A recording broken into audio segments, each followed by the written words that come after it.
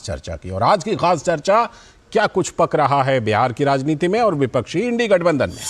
RJD नेता और बिहार के उप मुख्यमंत्री तेजस्वी यादव ने अपना ऑस्ट्रेलिया दौरा रद्द कर दिया है। किस वजह से किया है यह अभी नहीं पता, लेकिन नीतीश कुमार की नाराजगी के बीच बिहार में सत्ता परिवर्तन की खबर भी चर्चा में है। काफी अटकलें हैं, क्या कुछ हो सकता है। और जेडीयू के आंतरिक कलह के बीच, जैसा हम जानते हैं कि नीतीश कुमार अब एक बार फिर खुद ही पार्टी के अध्यक्ष पद पर आसीन हो चुके हैं ललन सिंह को हटाकर, लेकिन अब एक बार फिर से नीतीश के इंडिया गठबंधन के संयोजक बनने की चर्चा भी तेज हुई है। हालांकि आरजेडी नेता मृत्युंजय तिवारी ने कहा, नीतीश कुमार ने कई बार कहा है कि उन्हें गठबंधन में कोई पद नहीं चाहिए।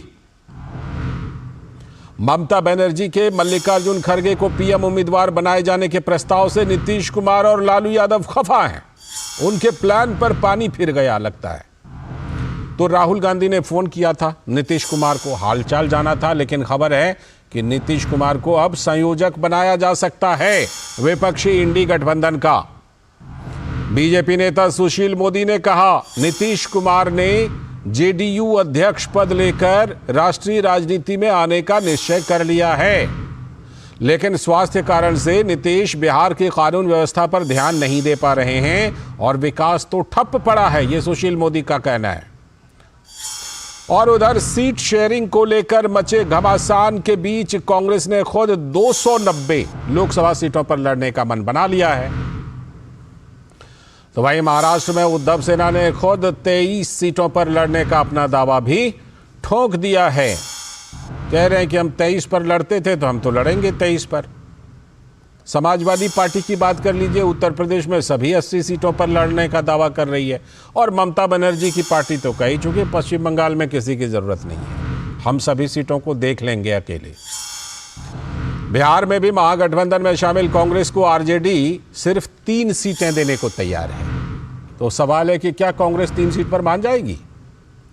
इंडी गठबंधन की चौथी मीटिंग में सीट शेयरिंग के लिए मल्लिकार्जुन खड़गे की अध्यक्षता में कमेटी बनाने का प्रस्ताव आया था, लेकिन खबरों के अनुसार यह जिम्मेदारी अब कांग्रेस पार्टी नीतीश कुमार को देना चाहती है कि आप तय कीजिए कि कैसे सीट शेयरिंग हो। तो जाहिर है कि नीतीश कुमार की राष्ट्रीय भूमिका में सक्रियता बिहार की सियासत में हलचल बढ़ा सकती है। तो बिहार भाजपा के नेता सम्राट चौधरी ने नीतीश कुमार पर कटाक्ष किया और कहा कि जिसको सरकार बनानी है बनाए, भाजपा इंडी गठबंधन को हराने के लिए बैठी हुई है। क्या फर्क पड़ता है, मिले, कोई दिक्कत नहीं है। जिसको सरकार बनानी है बनाए, कौन कह रहा है। इंडी गठबंधन के लोगों को हराने के लिए भाजपा बैठी है और 2024 में खाता नहीं खोलने दिया जाएगा बिहार की जनता के आशीर्वाद से। और इंडी गठबंधन में सीट बंटवारे पर शिवसेना सांसद संजय राउत का कहना है कि आज भी महाराष्ट्र में शिवसेना नंबर 1 की पार्टी है। लोग शिवसेना और शरद पवार के पूर्ण समर्थन में हैं। सीट के मुद्दे पर साझाकरण एमबीए के बीच कोई टकराव नहीं है। लोकसभा चुनाव में शिवसेना हमेशा 23 सीटों पर लड़ती रही है। शिवसेना आज भी महाराष्ट्र की नंबर 1 पार्टी है। जन समर्थन शिवसेना को है, शरद पवार साहब को है। कांग्रेस राष्ट्रीय पार्टी है। हम तीनों मिलकर यहाँ चुनाव लड़ रहे हैं और सीट शेयरिंग के मामले में 3 पार्टी में कोई मतभेद नहीं है। मैं आपको बताना चाहता हूँ, जरूर शिवसेना ने 23 सीटें का दावा किया है, लेकिन हम पहले से 23 सीटें लड़ते आए हैं ना यहाँ महाराष्ट्र में। और इस बारे में हमारी बातचीत दिल्ली के जो वरिष्ठ नेता है कांग्रेस के, जो महाराष्ट्र का भविष्य तय करेंगे कांग्रेस पार्टी का, उनसे सीधे बातचीत चल रही है। हम उनसे बात करेंगे ना। हमारी ये पहले से मांग रही है कि सीट शेयरिंग के ऊपर कांग्रेस के साथ हम दिल्ली में बात करेंगे। यहाँ बातचीत से कोई मतलब नहीं है। राज्य में कोई भी निर्णय लेने का अधिकार किसी को नहीं है। तो क्या चल रही है चर्चा, क्या कुछ पक रहा है बिहार में, इंडी गठबंधन में, इसी पर आज की खास चर्चा के लिए जुड़ रहे हैं हमारे साथ सलाहकार संपादक हमारे विनोद मिश्र जी, साथ में धनंजय गिरी जी, भारतीय जनता पार्टी के प्रवक्ता, बहुत बहुत स्वागत, नए साल की ढेर सारी शुभकामनाएं। राहुल लाल जी, राजनीतिक विश्लेषक, बहुत बहुत स्वागत, नए साल की ढेर सारी शुभकामनाएं। राहुल जी, धनंजय जी, विनोद जी, आपको भी। तो मैं चर्चा को आगे बढ़ाता हूं। ऐसा लगता है विनोद जी कि जो चौथी मीटिंग में ममता बनर्जी ने खरगे जी का नाम आगे किया, तो ऐसा लग रहा है कि जैसे कि जो प्लान लालू जी ने अपने हित में, तेजस्वी यादव के हित में बनाया था, जो मंसूबा पाला था, मंसूबे का जो गुब्बारा था कि भाई नीतीश जी को केंद्रीय राजनीति में संयोजक वगैरह बनाकर भेज देंगे और उसके बाद बिहार अपना है, बिहार में तेजस्वी यादव को मुख्यमंत्री बना देंगे। लेकिन लगता है कि ममता बनर्जी ने जो खरगे जी का नाम आगे किया तो उस गुब्बारा को फोड़ दिया। अब लेकिन ऐसा लग रहा है कि एक बार फिर से लालू यादव के इसी इंजीनियरिंग पर, प्लान पर काम करने के लिए कांग्रेस पार्टी और इंडी गठबंधन धीरे धीरे तैयार हो रही है क्या? लाल जी, मैं आपके सवाल पे आऊँ, लेकिन इससे पहले अभी आप जो अपनी रिपोर्ट दिखा रहे थे, पहली रिपोर्ट अपने अयोध्या से जो देखी थी जी, कि रामलला विराजमान की प्राण प्रतिष्ठा के को लेके आप देख रहे हैं कि देश और दुनिया में किस तरह का हर्षोल्लास का वातावरण बना हुआ है। अयोध्या से जो हमारे रिपोर्टर बता रहे थे कि देखिए कि एक इस आज 1 जनवरी को वहाँ लाखों लोग पहुँचे हैं। ये हर्षोल्लास जो है ये बता रहा है कि अयोध्या ये सिर्फ एक यूपी की नगरी नहीं रह गई है जी। अयोध्या पूरे देश के जनमानस का एक नगर, एक शहर नहीं है, ये एक केंद्र है आस्था का, विश्वास का, जो ये संभव हो पा रहा है कि अयोध्या में 22 जनवरी को रामलला विराजमान की प्राण प्रतिष्ठा होने जा रही है जी। लेकिन आज आप बिहार में देखिए, जब आप चर्चा कर रहे थे जिस समय में, उसी समय में लालू यादव और राबड़ी देवी के घर के सामने बड़ा पोस्टर लगा है। हाँ। और उसमें बताया गया है कि मंदिर जो है वो मानसिक गुलामी का प्रतीक है। हाँ। आप कल्पना कीजिए, ये इंडिया गठबंधन के ही, वहाँ गठबंधन की वो पार्टी दल के लोगों की सरकार है। हाँ। और उसमें पूर्व मुख्यमंत्री के घर के सामने वो पोस्टर लगा हुआ है। फतेह बहादुर सिंह विधायक हैं आरजेडी के, उन्हीं के करकमलों से ये सुशोभित वो पोस्टर है जिसमें लिखा गया है कि मंदिर जो है गुलामी का प्रतीक है। आप उम्मीद कीजिए, इस देश में क्या ये राम मंदिर कभी निर्माण कभी संभव था? अगर जो लोग इस बात को कह रहे हैं सबके राम, और जो लोग इस बात का भी तर्क दे रहे हैं कि ये सुप्रीम कोर्ट के आदेश से हुआ, उन लोगों को कम से कम इस बात का सम्मान करना चाहिए, जनभावना का सम्मान करना चाहिए, देश दुनिया के हर्षोल्लास का सम्मान करना चाहिए कि ये अयोध्या एक नगर नहीं है, एक शहर नहीं है। आज अयोध्या एक पूरे देश की प्राण है, एक आप कह सकते हैं कि उमंग के प्रतीक है जी। उस व्यवस्था के बीच में आप जब ये सियासत को देखेंगे तो फिर मैं आपकी इस बिहार से बता रहा हूँ कि वहाँ पे चल क्या रहा है। तो जो ये दावा किया जा रहा है और चल क्या रहा है कि बीच में देखिए कि बिहार की हालत ये है कि जब अभी नीतीश कुमार कभी कभी कहा जा रहा है कि वो रूठे हुए हैं, किससे रूठे हुए हैं? कल तक वो अपने जेडीयू से रूठे हुए थे, तो उन्होंने अब एक तरह से नलन सिंह को किक आउट करके वहां अध्यक्ष पद संभाल लिया है। सुशील मोदी कह रहे हैं कि वो राष्ट्रीय राजनीति की भूमिका में आना चाहते हैं, तो वो अब उनको एक जेडीयू के अध्यक्ष होने के नाते एक मिल गया है। लेकिन अब सवाल ये है कि नीतीश कुमार की भूमिका होगी क्या?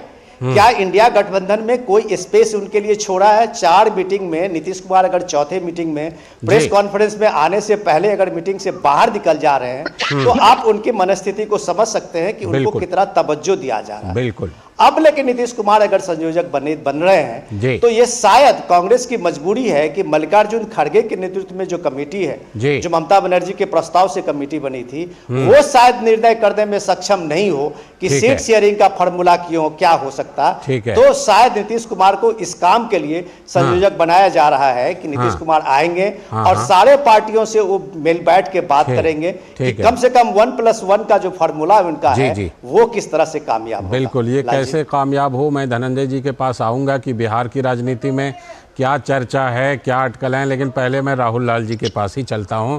राहुल जी, ये क्या एक बार फिर से ऐसा लग रहा है विश्लेषक के तौर पर कि लालू यादव जी की जो मंशा थी वो पूरी होगी? क्योंकि जिस तरह रूठ गए, जिस तरह लालू जी, नीतीश जी प्रेस कॉन्फ्रेंस में नहीं शामिल हुए, रूठ कर चले गए, तो अब लगता है मनाया जा रहा है और एक बार फिर से लालू जी के प्लान पर काम किया जा रहा है। राजी हो गई है कांग्रेस पार्टी? लालटेन जी, सबसे पहले तो आपको और सभी देशवासियों को नव वर्ष की हार्दिक शुभकामनाएं। बहुत और बहुत विनोद जी तो शुभकामनाएं। बिल्कुल जश्न वाले माहौल में ही खड़े हैं, बड़ी अच्छा लग रहा है विनोद जी को देख के। अब आता हूं, हाँ, हैप्पी न्यू ईयर बिल्कुल लिखा हुआ दिख भी रहा है। उन्होंने तो अपने बैकग्राउंड से ही आपको सबको शुभकामना दे दी और दे रहे हैं, देख लीजिए, हाँ, हैप्पी न्यू ईयर लिखा हुआ है। हाँ, अब मैं आता हूं, देखिए जो टीम इंडिया में जो माना जा रहा है कि क्या कोई मतभेद है, कोई उसमें किसी प्रकार की किंतु परंतु की स्थितियां आ रही हैं। हाँ। मैं कह दूं कि ये नया वर्ष है और नए साल में टीम इंडिया, मैं कह दूं उसमें चट्टानी एकता में और वृद्धि होते हुए आपको नजर आएगी। हाँ, तो आप देखिए, कांग्रेस ने टीम इंडिया में कहीं प्रथम मीटिंग में ही जो है कि सीधे सीधे कह दिया था कि वो यहाँ पे सबको लेकर साथ लेकर चलने जा रही है जी। और इसमें कहीं से भी कोई किंतु परंतु वाली स्थिति नहीं है कि कौन छोटा नेता है कौन बड़ा नेता है। हर कोई साथ चल रहा है, साथ चलने वाले कदमों के साथ। और बिहार में जो तमाम राजनीतिक घटनाक्रम घटा है और उसको लेकर जो मीडिया कयास लगा रही है वो बिल्कुल 100% कयास है। देखिए, ललन सिंह जी को इसलिए बार बार कहा जा रहा है कि ललन सिंह जी को इसलिए हटा दिया गया कि वो आरजेडी के करीबी थे। नहीं, ललन सिंह जी को इसलिए हटाया गया, उन्होंने स्पष्ट कर दिया कि वो लोकसभा का चुनाव लड़ना चाहते हैं। अच्छा, इसलिए आपको ये बात गले उतरती है राहुल जी? बिल्कुल क्यों नहीं उतरेगी गले? देखिए, अगर जिनको चुनाव लड़ना होगा फिर वो राष्ट्रीय राजनीति में सुपर सक्रिय होकर कैसे काम करेंगे? अच्छा। और देखिए, ये हम लोगों को नहीं भूलना चाहिए कि टीम इंडिया के गठन में नीतीश कुमार की महत्वपूर्ण भूमिका रही है। वो आप सोचिए कि वो कब से दौरे कर रहे हैं सबों को एक साथ एक प्लेटफॉर्म पे लाने के लिए। ठीक है भाई, उसी भूमिका को तो पहले बीच में दरकिनार कर दिया था ना इंडी गठबंधन ने, लेकिन अब लगता है एक बार फिर से देने की तैयारी है। देखिए, उनको दरकिनार कभी नहीं किया गया था। मैं आपको दो चीजें क्लियर कर देता हूं आज नव वर्ष के उपलक्ष्य पे। बिहार में जो गठबंधन है वहां पे भी वो सरकार बिल्कुल मजबूत है, डंके के चोट पे। और नीतीश कुमार की महत्वपूर्ण भूमिका केंद्रीय राजनीति में पहले भी थी, पूरे टीम इंडिया के गठन में अभी भी है, आगे भी रहेगी। इसमें कोई किंतु परंतु की स्थिति नहीं है। खाली वो बीच में खड़गे जी का नाम आगे आ गया था। खैर, चलिए आता हूँ। खड़गे जी का नाम तो देखो ममता बनर्जी लेकर आए। ठीक, आता हूँ धनंजय जी। स्वीकार नहीं किया था। ठीक, धनंजय जी, एक तो ये जो चल रहा है वो तो ठीक है, लेकिन ये बताइए कि ये जो तेजस्वी जी ने ऑस्ट्रेलिया जाने का दौरा रद्द कर दिया है, क्या इसको कुछ देखा जा रहा है क्या? अभी जो अटकलें थी, जो चर्चा थी कि करीब 1 दर्जन विधायक जेडीयू के आ सकते हैं आरजेडी की तरफ, और अब लालू जी से और तेजस्वी जी से इंतजार हुआ नहीं जा रहा है। और इस बीच में एक चीज मैंने और सुनी है, जरा उसके बारे में भी आप जरूर बताइएगा कि क्या 14 जनवरी का कोई कट ऑफ डेट है क्या आरजेडी की तरफ से?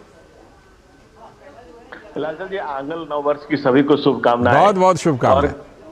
हाँ, और एक कहावत है बिहार में, बल्कि मैं अपने तरफ से कह रहा हूं, समझिए कि जिसने नीतीश को किया कबूल, नीतीश ने उसके रास्ते में बोए हैं बबूल। नीतीश किसी के वफादार नहीं, नीतीश का कोई वफादार नहीं। आप पता नहीं 15 साल से भी ज्यादा बबूल अपने रास्ते में बो लिए आपने। नीतीश और बेवफाई का लालचंद जी चोली दामन का साथ है। नीतीश जो भी तस्वीर बनाते हैं बिगड़ जाती है, देखते देखते उसकी दुनिया ही उजड़ जाती है। जहाज उजड़ गए, सरहद डूब गए, देखते देखते सरहद उजड़ गए, जार भी उजड़ गए, और नीतीश माझी की नैया डूब गई। और इनके रामचंद्र का क्या किया नीतीश कुमार ने सबको जानते हैं, और लल्लन को लोल कर दिया। लल्लन टॉप पर रहेंगे बॉटम पर रहेंगे वो तो नीतीश कुमार को तय करना, राष्ट्रीय राजनीति में रहेंगे, प्रदेश की राजनीति में रहेंगे, उसे क्या लेना देना। नीतीश को भवन से बाहर आ गए, और जब इंडी गठबंधन में स्वयंवर का धनुष नहीं टूटा तो ये अपना तीर लेकर के नीतीश कुमार निकले, और एक तीर से इन्होंने 3 शिकार खेल दिए। लालू ने लल्लन, लालटेन और सोनिया के लाल तीनों को ठिकाने लगा दिया। पहले लल्लन को शिकार लगाया, लालटेन भी परेशान है, अब चाचा 420 से भतीजा हैरान परेशान है। राजद साहब चुचंदर की स्थिति में कि करे उगले क्या, उगले या निकले, और दिल के अरमान और दल के अरमान दोनों फैल रहे हैं। उनके विधायकों की स्थिति ये है कि गरीब की भौजाई की स्थिति में है, करे क्या? कोई कह रहा है कि यहाँ न दल का भविष्य है, न कोई दिल में नीतीश के क्या है, ये कोई नहीं जानता है। नीतीश कुमार मगधी लाल का नया सपना है। पहले हम लोग चर्चा करते थे पीएम मटेरियल है, अब वो कन्वेनर मटेरियल पर आ रहे हैं। नीतीश कुमार जो सपने देख रहे हैं, आज पूरे दुनिया तरक्की करके भारत आज चांद पर जा रहा है, बिहार में लोग तारे गिन रहे हैं। बिहार की जो स्थिति बदहाल और बेकार और बेरोजगारों की जो स्थिति है, नीतीश कुमार ने खुद विधानसभा में पटल पर रखा कि 7% लोग मार ग्रेजुएट है। भाई थोड़ा सा भी नीतीश को हया होती तो पहले इस्तीफा देते, बाद में रिपोर्ट को सामने लाते। लेकिन नीतीश के निज के सपनों की बलि बेदी पर बिहार को चढ़ा दिया, अब देश को चढ़ाने के लिए वो बेचैन है। लेकिन मैं आपको कह रहा हूं कि कांग्रेस भी अच्छे से जानती है कि नीतीश कुमार का कितना उपयोग करना है और कहां नीतीश को किनारे लगाना है, क्योंकि कांग्रेस को भी पता है कि नीतीश कुमार किसी के हो नहीं सकते। इनकी बेचैनी गजब है, नीतीश बाबू का अगला शिकार कौन होगा ये नीतीश जी जानते हैं। फिलहाल इतना तो लग रहा है धनंजय जी, फिलहाल इतना लग रहा है कि लालू जी ने जो पूरा प्लान बनाया था ना, ब्लूप्रिंट, उस ब्लूप्रिंट पर लालू जी और नीतीश जी ने नाराजगी दिखा करके कम से कम कांग्रेस को उस ब्लूप्रिंट पर तो ला दिया है, ऐसा लग रहा है। मैं आता हूं आपके पास, धनंजय जी लौटता हूं आपके पास, राहुल जी आपके पास भी लौटूंगा। विनोद जी आपके पास मैं ये लेकर आना चाहता हूं कि ये जो सीट बंटवारे वाला मामला, देखिए संयोजक वगैरह का जहां तक है तो हो सकता है कि अभी नीतीश जी को बना दिया जाए जिसकी चर्चा है, लेकिन असली पेंच सीट बंटवारे को लेकर है। विनोद जी आप देख लें, सपा 80 सीटों पर लड़ेगी, शिवसेना वहां कहती है 23 लड़े थे तो 23 लड़ेंगे जी, ममता कह रही है हम तो अकेले हैं, हमारे यहाँ किसी की ज़रूरत ही नहीं है। नेता तो उनके ये बयान देते हैं कि किसी वामपंथी पार्टी की औकात नहीं है कि हमारे साथ बैठ पाए। इस तरह के बयानों के बीच सबसे असली जो दंगल है वो तो सीट बंटवारे को लेकर ही है। विनोद जी निश्चित रूप से, और लालचंद जी देखिए कि पटना में जो पहला इनका गठबंधन की जो पहली मीटिंग थी, उस मीटिंग में 2019 का एक फार्मूला लेकर नीतीश कुमार ही आए थे। और नीतीश कुमार को ये फार्मूला अपने लिए सूट करता था, क्योंकि वो बीजेपी के साथ अलायंस करके उन्होंने जो बिहार में सीट लड़ी थी तो 18 लड़ी थी। तो उनको ये पता था कि अगर हम 2019 का ये फार्मूला लेके आएंगे तो शायद लालू यादव भी मान जाएंगे इस बात को लेके कि जो बीजेपी के साथ अलायंस में उनको मिला था वही शायद सीट मिले। तो ऑब्वियसली शिवसेना के उद्धव ठाकरे गुट का जो ये दावा है कि बीजेपी के साथ अलायंस में तो उनको भी 23 सीटें मिली थी, तो वो इस दावे के साथ में इस चीज को आगे बढ़ा रहे हैं, जो जाहिर सी बात है कि 2019 का जो फार्मूला नीतीश कुमार ने ही दिया था। अब अगर नीतीश कुमार इस फार्मूले को लेके आते हैं तो आप समझ सकते हैं कि फिर पंजाब में आम आदमी पार्टी 13 सीट की बात में कितने सीटें वो कांग्रेस के लिए छोड़ सकती है, या दिल्ली में वो कितने सीटें छोड़ सकती है जी। तो ये सारे समीकरण इसलिए महत्वपूर्ण आपको लग रहा है कि आपको याद होगा कि अखिलेश यादव ने मध्य प्रदेश में जब अपना कैंडिडेट उतारा था, या छत्तीसगढ़ में या राजस्थान में, तो उसने कहा था कि मैं पहले दिन से कह रहा हूं कि सीट शेयरिंग पे हम लोगों को बात को आगे बढ़ाना चाहिए, उसके बाद गठबंधन की रूपरेखा तय होनी चाहिए। लेकिन कांग्रेस के अंदर से ये बात सीट शेयरिंग को लेकर कभी बनी नहीं। ठीक है, अब ये कोशिश हो रही है कि ये फार्मूले किस तरह से एक बने, जिस फार्मूले को लेके इनका है लक्ष्य कि कम से कम 400 ऐसी सीटें हों जिस सीट पे हम एक साथ बीजेपी को कड़ा मुकाबला देने के लिए एक सीट का ये कर सके जी। तो ये कंबाइंड फोर्स देते हुए जब अखिलेश यादव कहते हैं कि 80 की 80 सीटें लड़ेंगे, तो वो साफ कह रहे हैं कि आप उत्तर प्रदेश को कम से कम सपा के लिए छोड़ दीजिए। टीएमसी कह रही है कि आप, हम गठबंधन में हैं लेकिन आप टीएमसी को यहां बंगाल में लड़ने दीजिए। आम आदमी पार्टी कह रही है कि हमें आप पंजाब में लड़ने दीजिए। तो ये इस तरह के सारे रीजनल पार्टियां जब ये अपने अपने ड्राइविंग सीट पे बैठ के कह रही है कि ये सीटें हमको आप लड़ने दीजिए, तो जाहिर सी बात है इस बीच में कांग्रेस ने अपना जो एक तुरुप का पत्ता खेला है और वो 290 सीट का जो अनाउंसमेंट है वो एक तरह से दबाव है इनके सामने में कि 290 सीट तो कम से कम कांग्रेस को चाहिए। लड़ेगी। ठीक है, राहुल जी आप कुछ कहना चाह रहे थे, और सीट शेयरिंग को लेकर आपको क्या लगता है? नहीं, मैं तो पहले धनंजय जी ने बड़े अच्छे कुछ बयान दिए, उनका तुकबंदी वाला वाक्य सुन के भी मन काफी प्रसन्न हुआ आज नव वर्ष में। धनंजय जी को यह चीज दिख रहा है कि आज तो बिहार जो है कि डूब गया है नीतीश जी के कारण, लेकिन भाई आप लंबे समय तक सहयोगी रहे। वो तो मैंने भी कहा, मैंने कहा आपने भी अपने रास्ते में बड़े शूल और बबूल जो है वो लिए हैं नीतीश जी को रख करके। मैं वही कह रहा हूं कि इसलिए उन आंकड़ों के लिए केवल नीतीश जी जिम्मेवार नहीं है, इसके लिए भारतीय जनता पार्टी भी जिम्मेवार है। सत्ता में, शासन में आप भी लंबे समय तक रहे, वो भी जिम्मेवार है। अब आता हूं मैं सीट, और यह नहीं हो सकता कि नीतीश कुमार जब बीजेपी के साथ रहे तब तो वो सुशासन बाबू है, गुड गवर्नेंस के प्रतीक है, और वो आरजेडी के साथ चले जाए तो कुशासन। ठीक है, धनंजय जी का छोटा सा काउंटर। धनंजय जी देखिए, महात्मा और महावीर की धरती पर मोदी जैसे महान नेतृत्व के होते हुए भी हमने नीतीश कुमार को निगला, इसलिए क्योंकि दल के हित को हमने किनारे रखा। दलीय हित को इसलिए किनारे रखा क्योंकि बिहार की जो स्थिति थी, बिहार में कोर्ट ने कहा था इट सीम्स जंगल राज इन बिहार, जहां अपहरण उद्योग हुआ करता था, बहन बेटियों की आरजू दिन दहाड़े लूटा करती थी, और जहां ढाई ढाई की आवाज होती थी, बारूद, यानी कि आप उसको सही ठहरा रहे हैं कि भाई इतने दिन आप रहे साथ। उस परिस्थिति जन्य निर्णय था, और परिस्थिति जन्य में हमने अपनी कुर्बानियां देकर के नीतीश कुमार जैसे नेतृत्व को हमने स्वीकार किया, सिर्फ इसलिए कि बिहार को बचाना था बदहाल और बदरूप व्यवस्था और जंगल राज से मुक्ति चाह का हमारा उद्देश्य था। अब हम उसको आगे ले जाना चाहते हैं और इसलिए भाजपा कृत संकल्प है। ठीक है, चलिए, सुंदर नए साल पर शुभकामना आप सभी को। अभी इस चर्चा को मैं बीच में एक चीज जोड़ना चाहूंगा जी, जल्दी से जोड़िए। ये गठबंधन में अभी आप जिस तरह की चीजें देख रहे हैं उसमें आप ये देखिए कि रामलला विराजमान की जो प्राण प्रतिष्ठा की जो तैयारी है उसको भी आप एक तरह से एक चश्मे से देख सकते हैं कि ये भी इनके सामने में एक यक्ष प्रश्न बन के खड़ा हुआ है जी। और यक्ष प्रश्न सिर्फ इतना ही है। राहुल जी मैं आपके पास जस्ट हम आगे के बात को कंप्लीट करने दीजिए। मुझे पता है कि आपके मन में बहुत सारे सवाल है, क्योंकि कांग्रेस के जो सवाल है वो आपके साथ में सवाल है, लेकिन अब सवाल ये है कि हम अपनी बात को पूरी कर दीजिए। उसमें ये सारी चीजें जब आप देखते हुए हैं तो सीट शेयरिंग के सामने में ये भी आता है। यक्ष प्रश्न मैं इसलिए कह रहा हूँ रामलीला विराजमान के प्राण प्रतिष्ठा को लेके कि इनके सीट शेयरिंग का फॉर्मूला सिर्फ वोट बैंक को लेके और मैन्युटरी वोट को लेके, तो एक कोशिश जो इनकी है कि हमारा वोट बंटना नहीं चाहिए, ये सारी एकता सिर्फ उस वोट बैंक के लिए। तो आज इसमें जितना आप दाव पेच देख रहे हैं कि जाना चाहिए कि नहीं जाना चाहिए, निमंत्रण मिलेगा तो जाएंगे, ये सारे सिर्फ इसी की कवायद है और इसी कवायद में आप इस सीट शेयरिंग को भी देख सकते हैं। एक लाइन का काउंटर दीजिए जल्दी से मुझे। मैं एक लाइन कहूंगा, कर्नाटक के चुनाव में हनुमान जी का आशीर्वाद कांग्रेस को मिला था और मध्य प्रदेश में नहीं मिल पाया, ये कमलनाथ जी की कोशिश के बाद भी। चलिए फिलहाल इस चर्चा को मुझे विराम देना होगा यहीं पे। बहुत बहुत शुक्रिया राहुल जी जुड़ने के लिए, धनंजय जी आपका भी और विनोद जी आपका भी जुड़ने के लिए इस चर्चा में। वक्त है एक ब्रेक का, और ब्रेक के बाद जब लौटेंगे तब बात करेंगे कि क्या केजरीवाल जेल से ही सरकार चलाने का मंसूबा बना रहे हैं। सर बेरी पुलाव ट्राई करो, मस्त है।